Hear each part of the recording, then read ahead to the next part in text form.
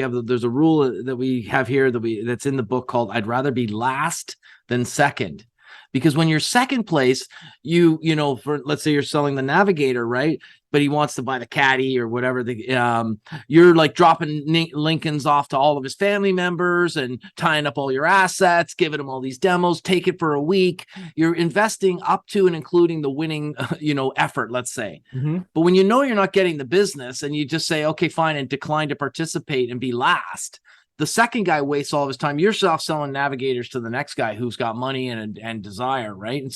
And so oftentimes sales guys compete knowing they're never getting the business and invest extra time on a losing proposition. And you have to know when, to fish and when to cut bait. This is the Alden Report.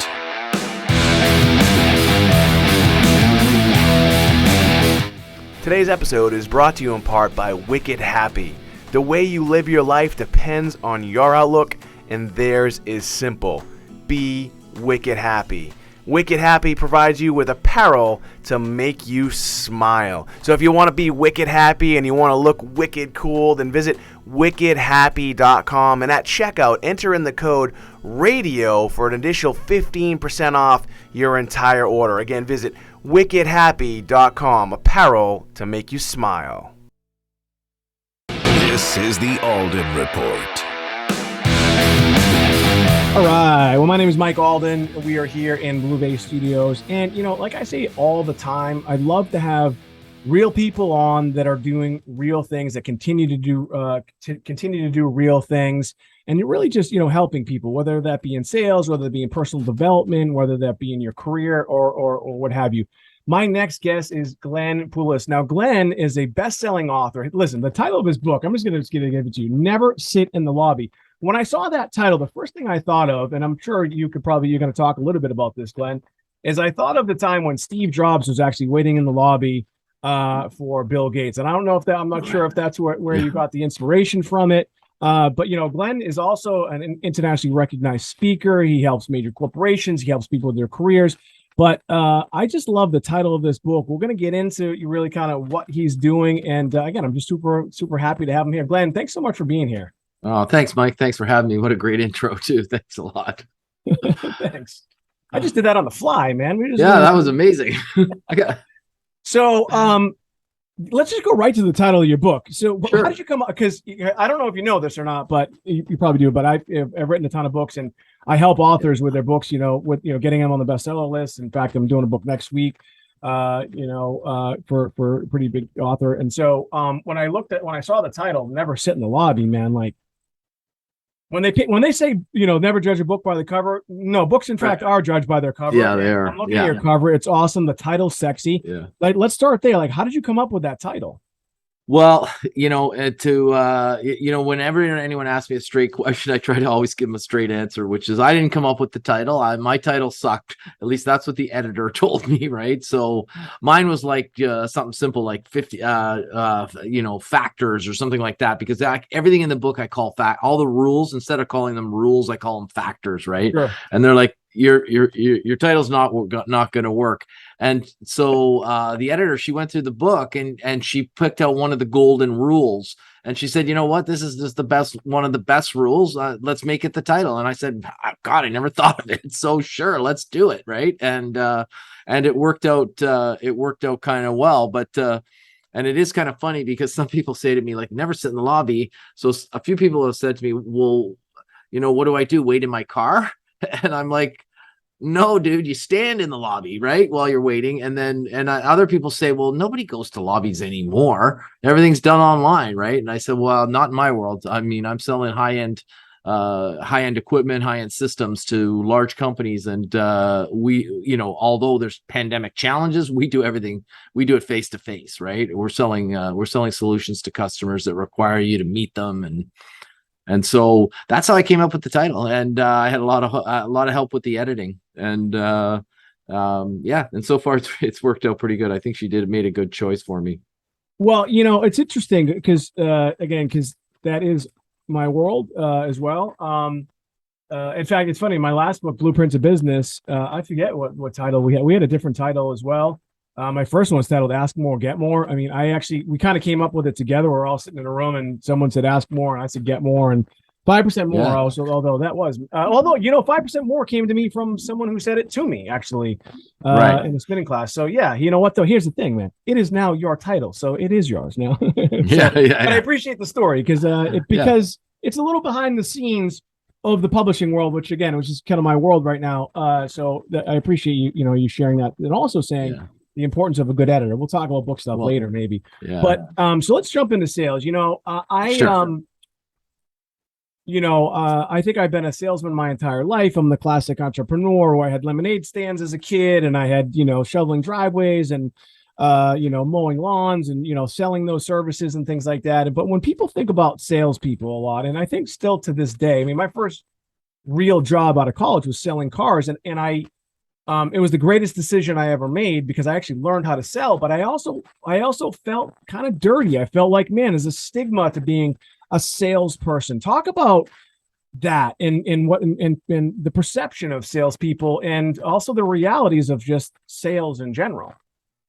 Yeah, that's a great question. And to be honest, I often sort of when I was just going into sales, sort of battled with the, people thought I was going to sell vacuums and encyclopedias door to door, right? And but eventually I learned pretty quick that, I'm providing a valuable service, and, two, I'm selling, state-of-the-art equipment. And I went and spoke at some schools some years back, and there's kind of some lessons I learned from that in the book, unrelated to this story I'm going to tell you now. But a lot of the people were, I put an ad at the school, like, hey, you want a great job in sales, lots of opportunity. No one applied, right? I called the dean of placement or whatever, and I said, what's going on? She said, no, nobody applied. And I said, hey, can I have 30 minutes with them? And she said, no problem. So I went to the school and spoke, and I said, I'm going to speak for half an hour, and at the end, I'm going to give each one of you 30 seconds on whether or not I should give you an interview. And I just told him, I said, look, I mean, I started out as a technician, in the electronics field, and I was using 10-year-old technology, and every time I needed a new piece of equipment from my boss, he'd tell me there'd be no budget. But in my sales job, I'm walking around with state-of-the-art equipment, selling the best systems from the best companies around the world. And guess what? Next year, I'm going to be selling next year's best equipment, right? It's like driving a brand new car, every few weeks, right? And I said, and the amount of money you can make compared to pushing the buttons versus demoing how to push the buttons. I mean, it's quite a difference, right? And so it's an opportunity for a lot of people that might not otherwise get to, say, six-figure incomes or one of those things. It's a great job, and you're providing a valuable service for the company, and nothing happens until something gets sold. So I argue that sales is the most important job in any company. And, and it's all really what you tell yourself, if you start telling yourself self-talk that it's, that you're a peddler or whatever, well, that's what you're thinking of yourself. But if you position it the way I just said, I mean, you understand the value of it and also the opportunity that it presents. Right. And, so that's typically my answer.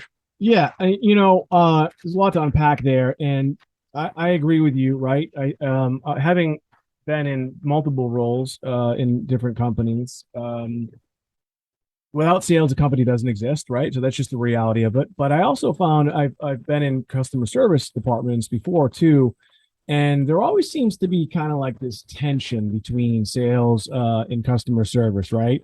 Because the sales guys are the ones that create the problems, right? I used to say this all the time. Sales guys are the ones that create the problems, but they're also the ones that generate the revenue that pays your salary, right?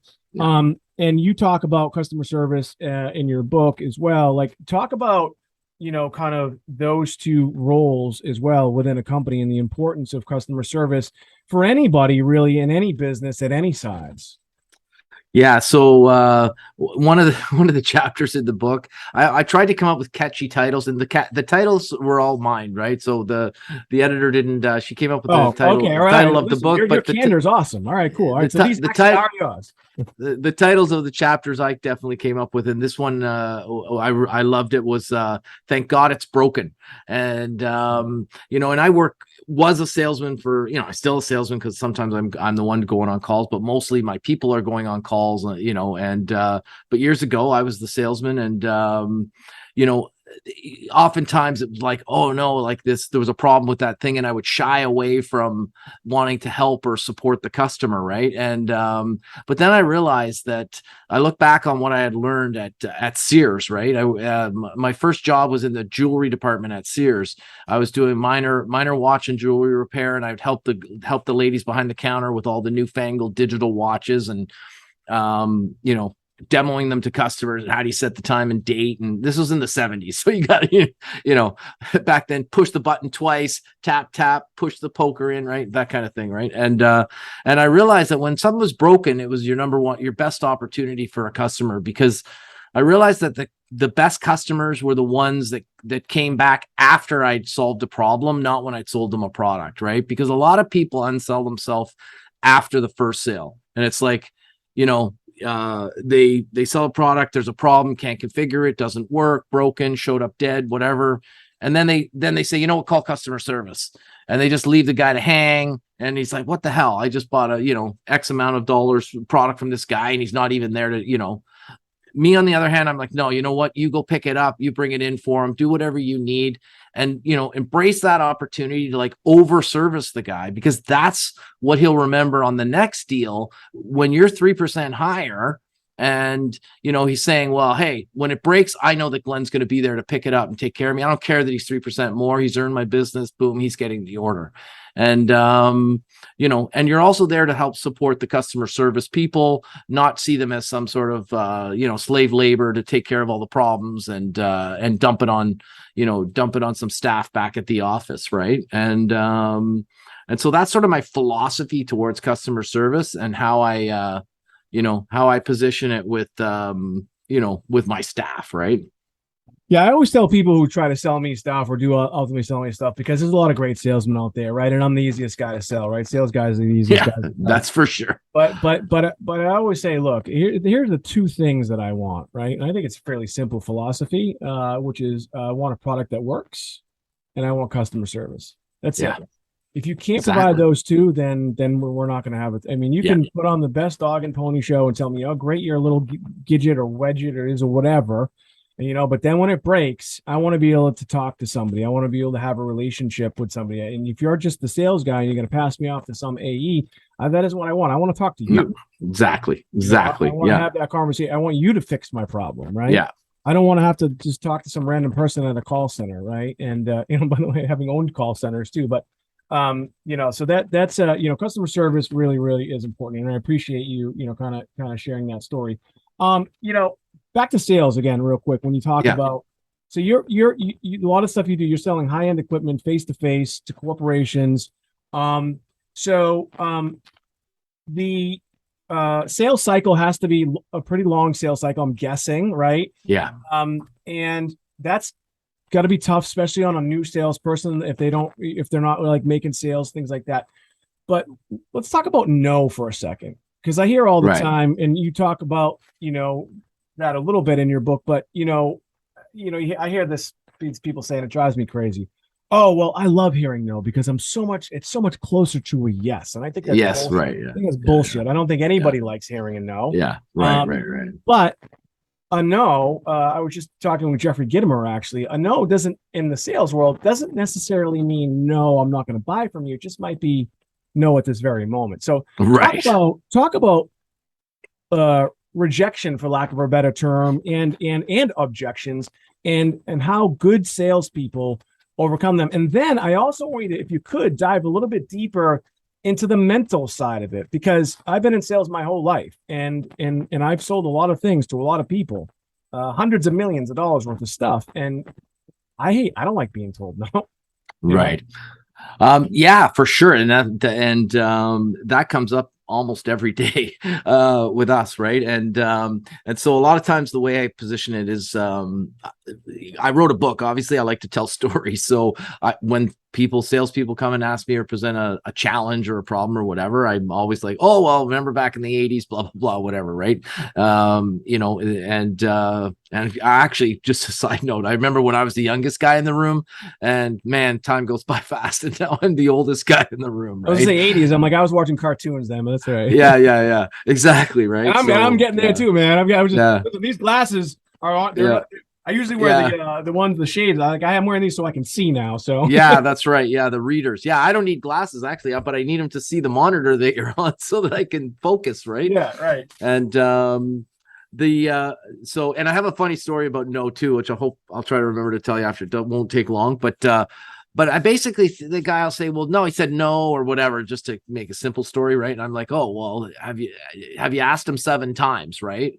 And he's like, what do you mean? And I said, well, what happened? And he said, I asked him if he was upgrading any of his equipment, right? Or you got any budget or whatever, just any random question that he could say no to, right? He's like, I asked him that, and he said no. And I said, oh, well, and then what? And he goes, that's it. It's no. And I'm like, well, if you haven't spoken to him 7 times, it's like, and it doesn't have to be 7 phone calls. It could be a phone call, an email, you could get in there for a visit or whatever. If he hasn't, refused the interaction if you haven't exhausted 7 methods, he hasn't even heard your message. I mean, he didn't hear you the first time. He already forgot about you, forgot your name, and we always go on this rule of 7, that until they've heard it 7 times, they haven't heard it. They haven't heard it at all. And can I stop you there for a second? Yeah. So go ahead. So then there's the school of thought of saying, well, this guy's just being a pest. He's being persistent. And if you're the salesperson that's like, well, wait a minute, like, I tell you again, I sold cars right out of college, and it was the greatest experience because, when you are face to face and people hate you and they don't even like you anyway, you think you're gonna steal from them or give them a bad deal or pull one over on them. So already you're trying to overcome those objections with people. But when now it's like, well, wait a minute. So the guy said no to me. Like, listen, I told you, and he said no to me. So now you want me to go back to him and get no again? Yeah, and then I want you to do it 5 more times. Yeah. So mentally, if I'm that guy, even today, I'd be like, fuck, man, like, you kidding? Like, you're an idiot. Yeah, and I feel like an idiot. And is this guy going to tell me to go fuck myself? And he, you know what I mean? And so, and if he does, you would probably say, who cares, right? Yeah. So. Yeah, and I mean, that actually is in point of fact, that's actually the truth of the matter. But so that's why, in a way, of course, this self-serving comment, you need to read the book, because the book shows you the way you want to operate in terms of getting to the point where you have an ability to ask or pose 7 contact points with the guy, right? Because I don't just call him up 7 times and ask him to buy a piece of equipment or a car, right? And I've never sold cars, but the first time, let's say the guy walked in and he said no. Well, and let's say I knew that he could buy the car. Well, the second time I wouldn't be calling him up to say no. I'd say, hopefully I would have found out, maybe I know where he works, maybe whatever. Maybe I'd call him from, the street, up the street from him. And I'd say, hey, Jack, you were in the dealership, I'm on, Main Street up the road from your office. I've got that new Mustang. I know you had your eye on it. I was showing it to a customer. I can be in your parking lot in 5 minutes. You want to pop down and have a look at it, right? It's the convertible version. No pressure. Just Glenn, that guy said no to you already. Yeah, but he didn't say no to coming down and having it spin in a convertible Mustang. But aren't you uncomfortable with that interaction? Not at all, because I'm not asking him to buy the office, though. I mean, don't you feel like he's going to call security? Not really, no, because not at all. I mean, why do you feel that way? Because again, I'm not trying to be a dick, but I've just, you know what I mean? Yeah, like, I know. I think I'm being one of your sales guys right now. Right. Because I mean, there's so many angles to it, but essentially, he needs a car, right? He came in, he probably wants to buy a car from someone, right?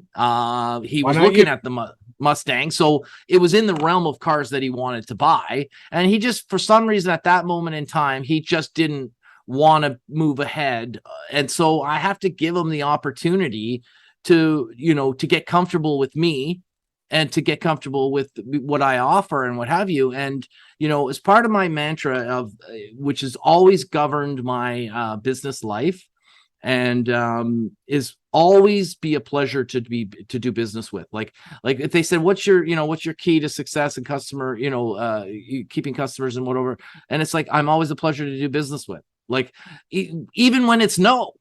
You know what I mean? Like if he says, well, no, go fuck yourself. Sorry, I don't know about the language. Oh, that's me. Listen, I'm a boss. I swear all the time. And we're on a podcast. Just say whatever we want. Yeah. So go screw yourself. I'm not coming down to drive your Mustang. And it's like, okay, it's no problem. I'm actually short of time anyways, because the Bob was actually next in line, and now I'll get over to see him anyways. And so it's the last one on the lot, so no problem. And if another one comes up, maybe I'll see if you want to take it for a drive. Like then do a tenacious takeaway or something from him, right? And then take away the opportunity. And then he'll say, well, wait a minute. Are you right out front now? And I go, yeah, I'm like in your freaking parking lot. He's like, okay, fine, I'll come down, you son of a bitch. And and then he gets in it. I'll say, hey, you drive, right? And then he's like, I don't have any money right now or whatever. But that's the second point. Now he's driven it, right? And then I could follow him the next day and say, look, I wanted to follow up. You went for a drive. What did you think? Like, no pressure. What'd you think? Now I'm at 3, right? And he goes, oh, I love the Mustang, but the wife says the back seat's too small and there's no trunk space and whatever. And, and then I don't sell cars, so I don't know all the. You're doing a good job so far, man. If you need a job, I still know people in the business. Yeah. And I got a guy a job. There's another chapter in the book called My Mentor Made Me Do It. And that example is how I saw a kid go from being a high school dropout, driving a tow motor, like a forklift in a warehouse, to jumping into a job in car sales, and then getting a job selling unmanned aircraft like drones, and then jumping into a high-tech security solution selling like security systems and what have you. And and he did that from being a high school dropout, all by virtue of not accepting no and just the way he presented himself. And so, people are going to say no all the time, but that doesn't mean they don't want your product, right? They just maybe can't buy it right now. And, and I have just so many little tips and tricks that I use. Like if sometimes I'm visiting the customer and I want to see him. And so I will visit a different customer in the building, auspiciously, so that I would talk to him, but only so that I could get the receptionist or myself, depending upon the building, from the lobby to call the guy and say, hey, look, I'm in the lobby, and one of my rules, have something in your hand and something in your mind. And I say, look, I've got the new brochure on that item you were looking at. I just finished up with Jack. Can you pop down 2 seconds? I just want to pass it over to you. I want to just show you a couple things. 90% of the time they come down to the lobby, right? They come in the lobby. Of course, it was no or whatever. Looks at, oh, yeah, that's interesting. And say, by the way, I know you have a new lab. Could I get a mini tour? That's one of my factors. Always ask for a mini tour. And they're like, what the fuck's a mini tour, right? Well, a mini tour is not a tour, because a tour takes all day. You get on a bus with a bunch of people, takes all day, people yammering at you. A mini tour is just take me and show me your lab.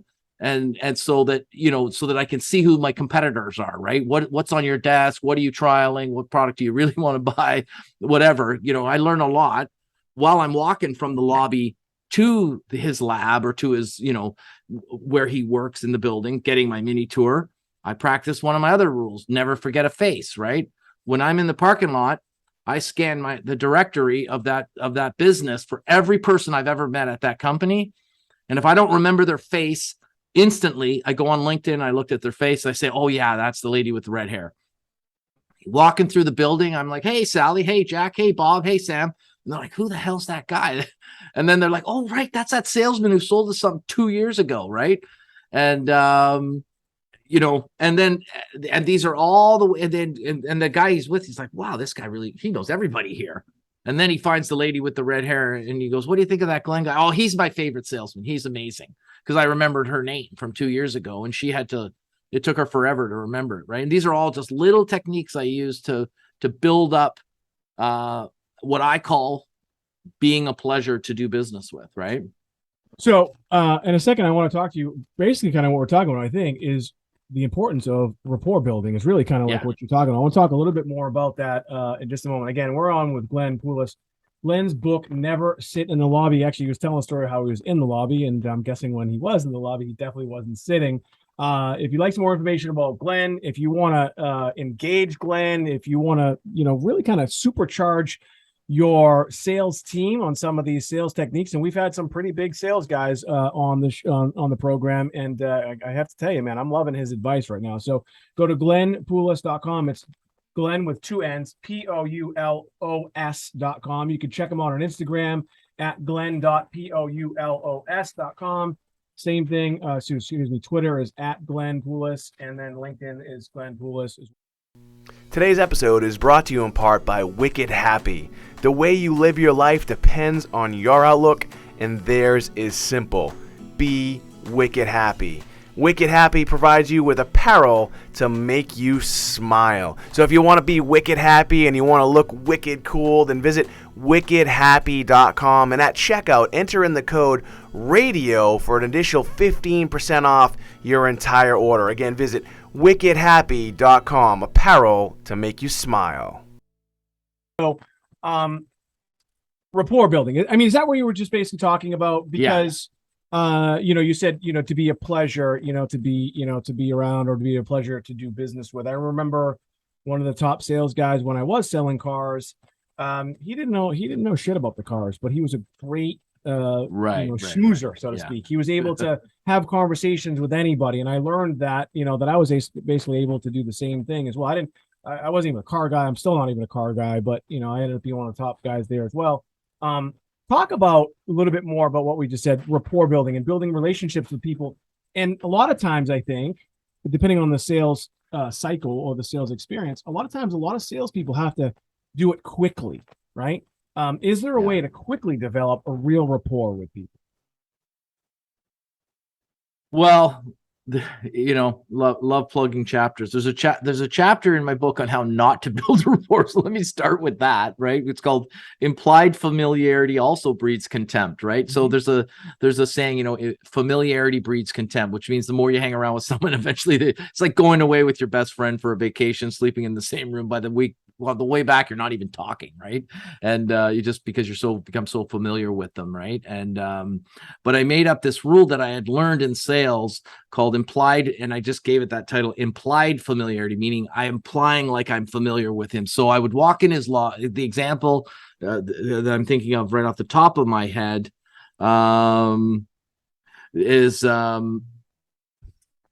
you walk in the guy's office and you sort of see a picture of him and another guy, and he's fishing, right? He's got a fishing rod or holding fish or whatever. And, and you're like, you start layering in, I love bass fishing. You look like a real fisherman or whatever. And you're just sort of rambling on. And of course you let yourself run on a little bit without taking a breath and whatever. And then when he finally starts talking, he goes, no, actually, I fucking hate fishing. That was my ex-wife's father. He's my father-in-law. I couldn't stand that fucking guy. And, and I just forgot to get rid of that photo, and drags it off the wall, throws it away. Right. And it's like, because you weren't really building rapport, right? And so because you always hear, like, when you walk into someone's office, the first thing you want to do is you want to compliment them on something. Yeah. You say, oh man, that's a nice desk. Oh, that's I love that chair. Oh, and so it's a slippery slope, right? I mean, because you walk in here, you see some guy, he's holding a bass, you would just assume that he likes fishing. Right, exactly. And exactly. So I talk about things in the book in a roundabout way. Like there's lots of there's a chapter on rapport building, and there's so many other techniques, right? But some of the other things that are not so typical, like to think of, that you would think of, are the chapter on active listening and empathy. Right. And where I explain the difference between, empathy, sympathy, and compassion. Right. And most people say, oh, I'm such an empathic person, or I always show so much empathy. And sometimes I'll challenge people, and I go, no, you don't. I go, I'll bet you don't even know what empathy is or stands for or whatever. Right. Because most people, when they feel like they're being empathetic, sorry, there's the word. Sorry, I was tongue tied.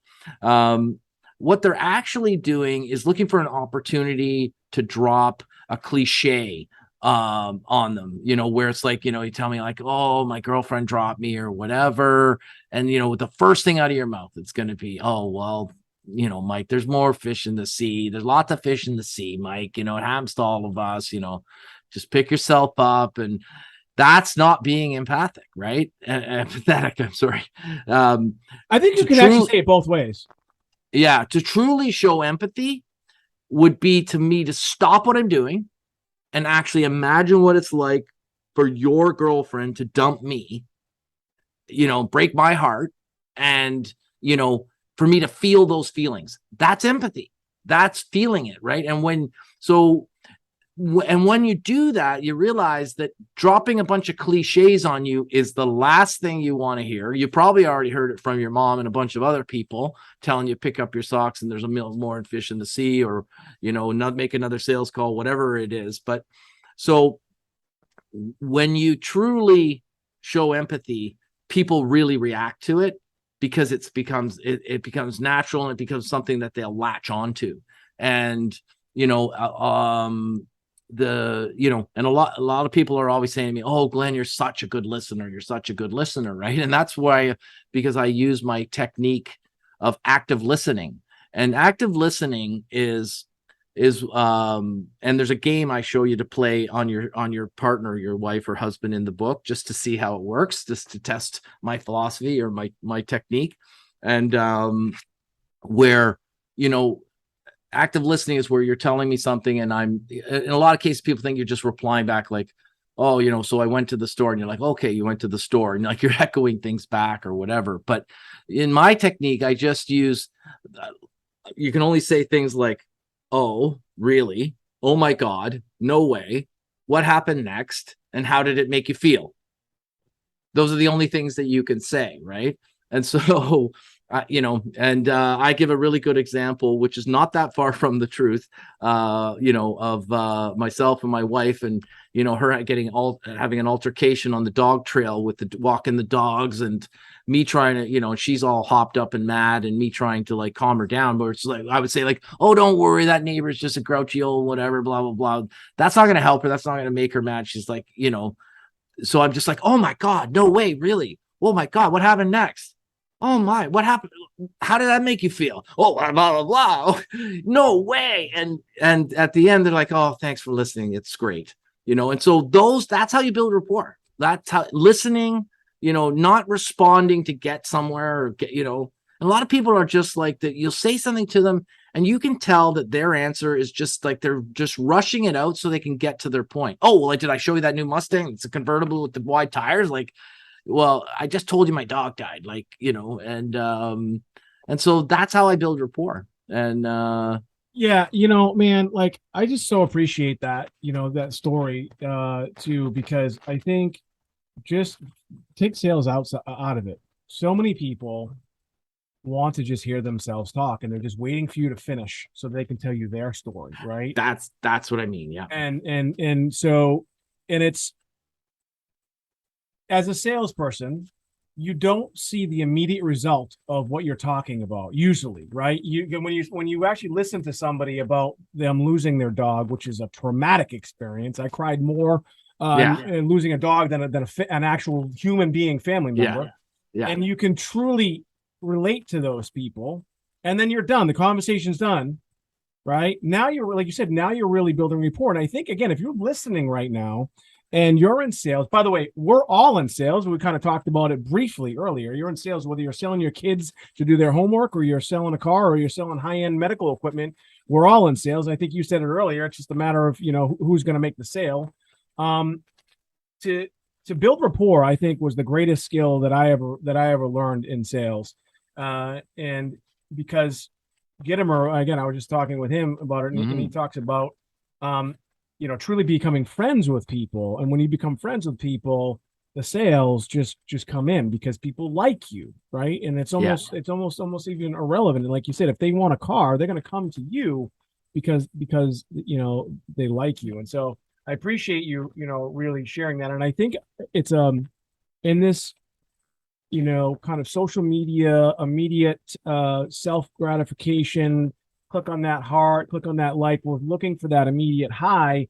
and it's I feel like the rapport building is eroding. And I'll tell you this, that drives me fucking nuts. I love it on LinkedIn, right? Yeah.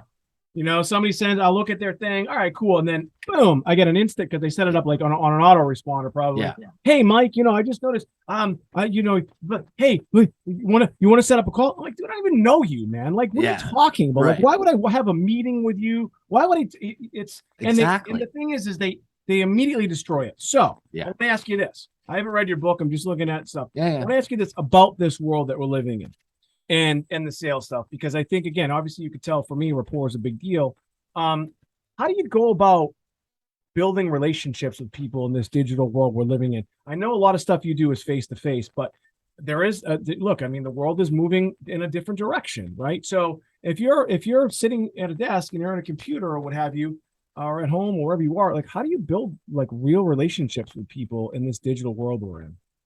Yeah, so our experience on the social side, and I'm pretty, my company is Gap Wireless, and if anyone wants to Google it, look on LinkedIn and look at what we're doing and what have you, please do. And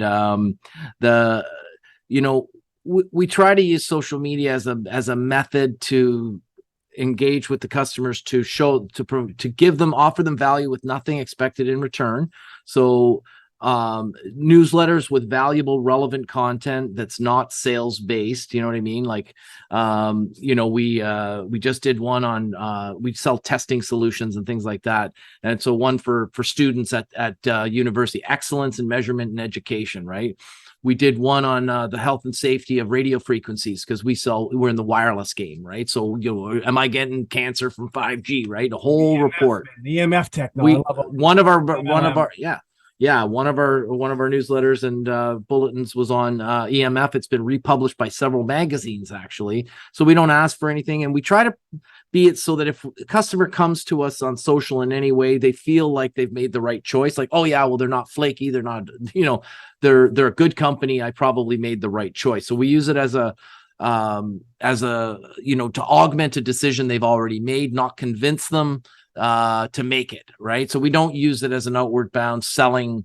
And our stuff, it's really it's really hard to engage them on social media, because it's engineers and senior level people that would decide on these products, and they're not really doing it on LinkedIn, right? So we're trying to establish a rapport with them, and become a resource for the industries that they're in, and provide. But we don't really use it. Some of the salesmen do use it for appointment setting, but we don't use any AI lead. We don't use any automated systems of on LinkedIn where you say something, then your system sends it back. We just do it to figure out where they work. Are they in the right department? And then we try to contact them and get a hold of them and engage them in a conversation. And I know some businesses, their softwares as a service and other things, they do the whole thing online, but that's just not the world I'm in. And we haven't been able to convince our customers online through any method or means on our web store or on social media to buy from us in that way. We have to talk to them. And so we use it as a tool in our arsenal, as one of the ways to get to the 7 points of contact to move them towards a sale. That's how we use it. Well, I think it's also interesting, again, what you said, and you hear people talk about this all the time. I think it's overused. I think people don't even mean it. A lot of people don't even mean it when they say it. But you talked about your newsletters or some of the essentially like blogs, what you're talking about. You're providing people with real value and real information. And if they appreciate that real value and the real information, and you put it out there without necessarily trying to sell them anything, they will come into your ecosystem, and they will essentially become a customer of yours. But it's, again, in this immediate gratification world that we're living in, it's kind of hard, for those people like, oh, hey, I just wrote this thing, and well, how come I'm not making sales, right? Yeah. But you understand, being in the game for a decent amount of time, that it does take time as far as the sales cycle is concerned. Absolutely. Now, you also use the term convincing, right? And so talk a little bit about that convincing. I mean, you'd mentioned, tips and tricks when people say, oh, tricks, the sales guy, he's going to try and trick me. Convincing, I at this stage of my life, I'm tired of convincing people of anything. Right. So when you're talking to your customers, and you're making a sale, your sales guys, or even you, if you're the one who's making it, is there ever a point where you're like, you know what? I'm just trying to convince this guy of something that he's just never going to buy, or maybe he doesn't need it. Is there a distinction between convincing and selling, right? Because I think I could probably convince anybody of anything if I really tried hard enough. But it just doesn't feel good. And I just don't like to do it. You know, I like being able to, like you said earlier, when we talked about a salesperson and what they are, you said, well, look, I'm selling a valuable product that I believe people need, and why not me? Right. But what about convincing? I mean, do you find that your salespeople, or even sometimes yourself, are trying to convince people of something that maybe they just don't need? Yes, sometimes. And and I'm trying to think of, where I can get examples for you. So three things sort of pop to mind, and I'll try to rhyme them off quickly and succinctly. But one is the example I give called the Tony Martin factor, and I think it's what I called it in the book, and I'll mention that in a second. And one of them is called shit flows downhill, which the other one, it escapes me at the moment. But so the Tony Martin one is where we went in to do a demo of a guy, and we have a really cool product that did things. It was a programming instrument years ago, and it did it really well and really fast, and multiple units at the same time, right? It's like an oven that can cook, 25 chicken breasts at once, and you know what I mean, versus a toaster oven that can make two, right? And the guy, we could tell right away that he wasn't really engaged, right? And he and I was the expert I was really good at the product using that was the other one, was called greed-based learning, right? Which is, how do you convince someone of things? So I really knew that product really well. I was helping a salesman in a different territory because he used to help me with a different set of products that he knew really well, right? So we traded time, and I went on the call with him. And so I started going through it and showing him the product and what it could do. And he was cocking off with things like, like, oh, well, so-and-so, this other brand, blah, blah, blah, does this better. And it's got better, this and that, whatever. And I was showing him I quickly figured out what he was using or wanted to use perhaps. And I started, positioning ourselves against that. And eventually Tony realized the guy was never going to buy from us, and that he was probably just using us as the second quote or third quote to keep his boss happy. His boss, like, I'm not buying the most expensive unit on the market without you even looking around. Get a couple other people in here, and blah, blah, blah. I'm busy time. I don't have time to do this. And we were the victim of, I don't have time to see a bunch of salesmen about a bunch of products I don't want to buy. Right. And so this is like way at the far end of the spectrum. I'd never experienced this in my career, but Tony, there's like a 5-foot power cord on it. He grabs it from like 6 inches from the other end of the cord, and he yanks it and like whips it out of the wall. And like the power cord goes whipping across the desk, right? He goes, Glenn, pack it up. We're getting out of here. And the customer just like reeled back like ridiculous, right? And he says, we're not demoing the product to this guy. Pack it up. And he goes, thanks a lot, sir. We'll be on our way now.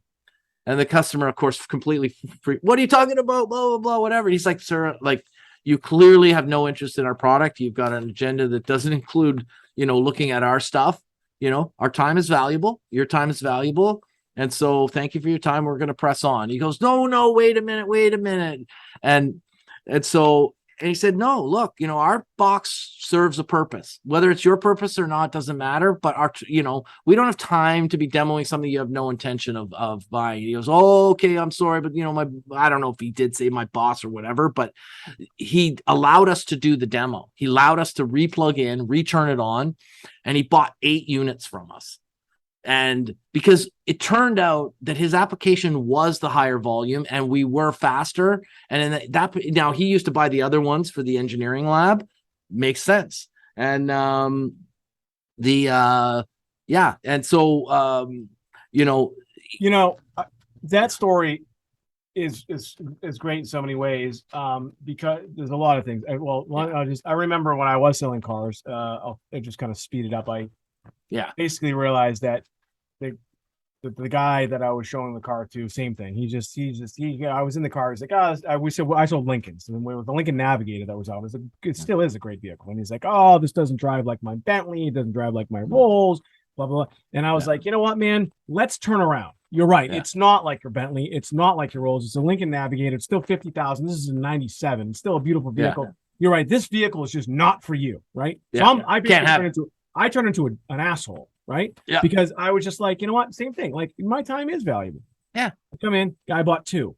Now, exactly. and so, but here's the interesting thing about it. And I talk about this in one of my books about the worst case scenario. Like, what's the worst thing that can happen in that scenario, right?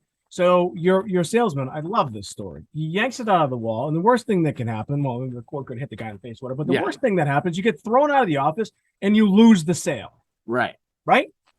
That's the worst thing that could happen. Maybe talk shit about you online, whatever. Most likely he's not going to do that though. And I think there's really something to be said for having that mentality as well as not being afraid to lose the sale. Yeah. And when you do that, and I talk about, not being afraid of the worst case scenario, it actually puts you in a position of negotiation strength. Yeah. And so if you act like you don't necessarily need the sale, what happened? The guy goes out and buys 8 of them. So I think that's a beautiful story. And I think there's a lot to learn from it, right? It's, you have to really know what you're doing, I think, in sales. I don't think some fresh guy, who starts your sales team can pull that off. Yeah. But I think if you have true sales experience and you can truly read the room and you understand what's really going on, it is, look, it's a takeaway close, right? Is what we're talking about. But it's one of the strongest takeaway closes there is.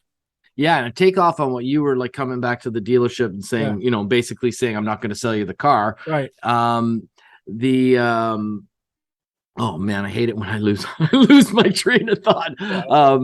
The other part too is like, for me, I have used that technique. One, because I'm just a street kid and I'm just like, I usually have like the fuck you mentality almost all the time.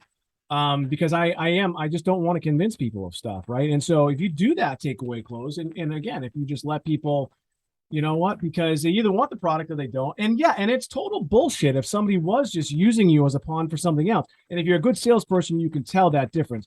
So I guess for me, I think the people listening right now really need to understand is I think we're both getting at it. Like, don't be afraid to lose the sale. Yeah. Right. So what I was going to say was there's a rule that we have here that's in the book called I'd rather be last than second. Because when you're second place, for let's say you're selling the Navigator, right? But he wants to buy the Caddy or whatever. You're like dropping Lincolns off to all of his family members and tying up all your assets, giving him all these demos, take it for a week. You're investing up to and including the winning, effort, let's say. Mm-hmm. But when you're not getting the business and you just say, okay, fine, and decline to participate and be last, the second guy wastes all of his time. You're off selling Navigators to the next guy who's got money and desire, right? And so oftentimes sales guys compete knowing they're never getting the business and invest extra time on a losing proposition. And you have to know when, to fish and when to cut bait, right? And you're not always going to get the sale. And, and that's why we always also recommend in our business, we're selling products that we only try to sell the number 1 or number 2 brand. Because, 80% of the business probably goes to number 1 and 80% of the rest goes to number 2. You're dealing, anything less than that, you're dealing with 3 or 4% of the market. It's not worth it. Right. And time's too valuable. So, work with top brands and, and you're not going to represent them all, but, that's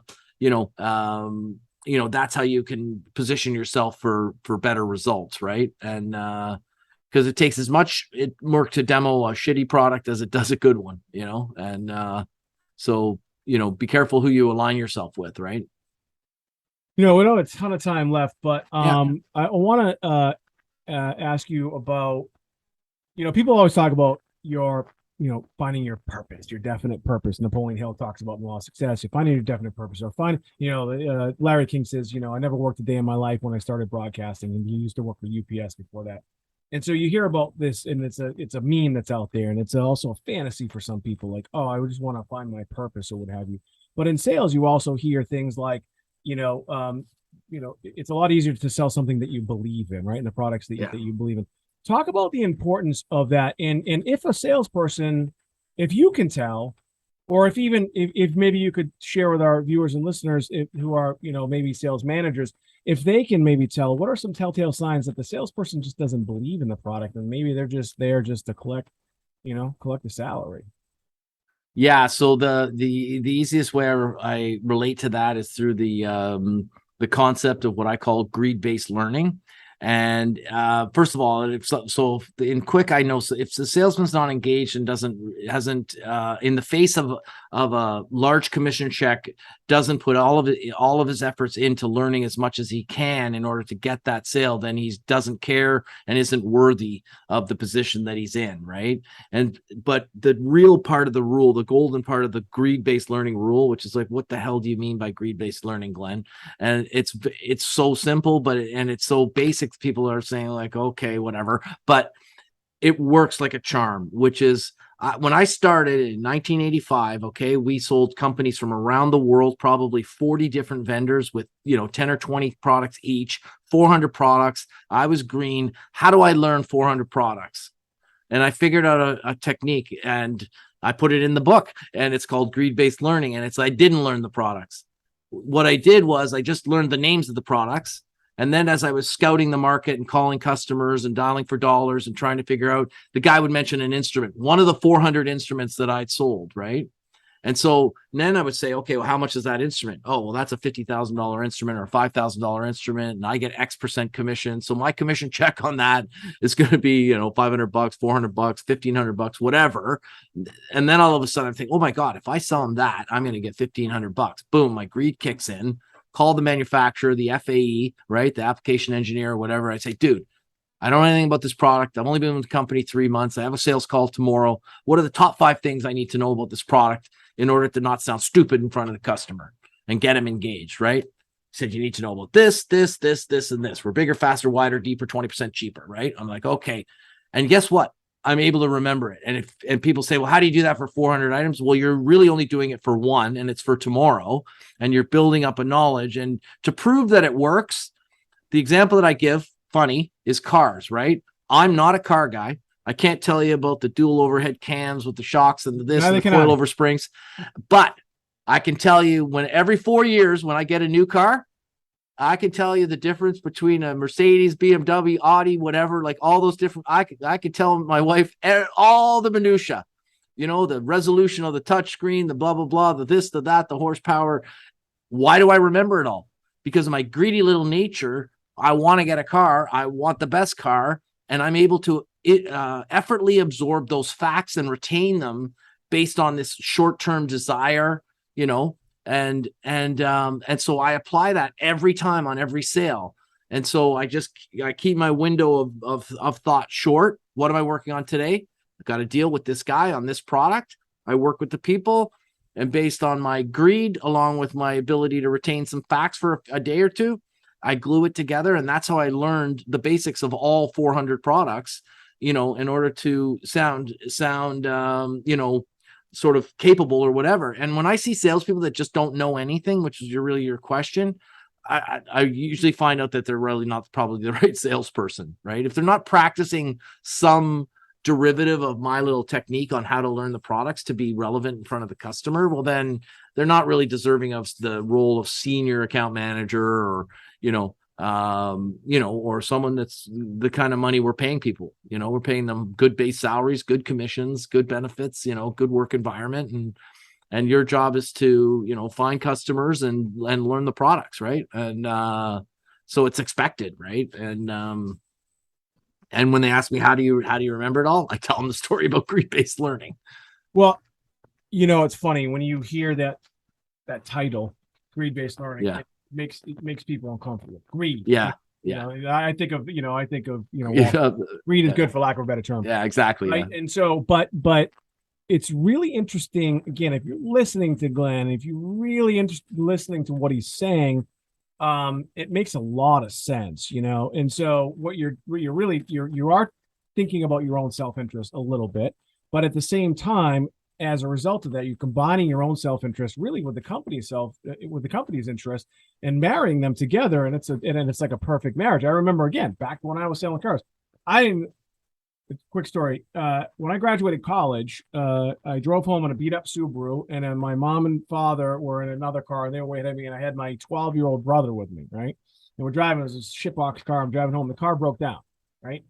I had no idea what to do. My 12-year-old brother gets onto the car. He's like, "Hey, you have do you have an eraser?" And I was like, "Yeah." He's like, "Your radiator cap broke." He's like, "Just put an eraser here, pour some water, and we're good to go." That's how much I know about cars, right? And then I ended up selling cars. And I remember when I was in the dealership and I'm looking at this stuff, and again, I literally knew nothing about cars, and I'm not even a car guy. But because I did have, we'll call it greed for lack of a better term. Yeah. Because I needed to make money and I wanted to sustain life. I learned the car, and then I started to love the cars. I mean, I absolutely loved the Lincoln Navigator and the Mercury Grand Marquis. I loved them. You know what? Because they were great products too. Yeah. And you love them. You start to love them a lot more when you're making nice commissions too, right? And so it's really, really interesting what you said. And again, I hope the people are really listening. Listen, man, it's been I'm so glad. And by the way, thank you. I'll say this publicly on the thing. Thank you for rearranging your schedule my around pleasure. me and my daughter's soccer schedule. I really, really appreciate you. Look, if you'd like some more information about Glenn, you can just go to his website. It's Glenn with 2 N's, POULOS.com. His book is Never Sit in the Lobby. It's available wherever books are available. Look, man, if you're in sales or if you want to learn about sales, there's lots of books out there. And I say to people, read them all if you can. Yeah. But what I like about what you're talking about practical, real stuff. You're talking about real scenarios, and you're talking about real things that work, and the only way you really know is if you actually try them and read the book. If you want to get better at sales, then I would definitely make sure you take a look at what Glenn is doing. You can also check him out on Instagram. It's Glenn.Poulos. Man, you're awesome, and I'm so glad. Thanks, Mike. Thanks so much for having me. So happy to make this happen, and I know that you help make it happen. My name is Mike Alden. That's Glenn Poulos, and we'll see you soon.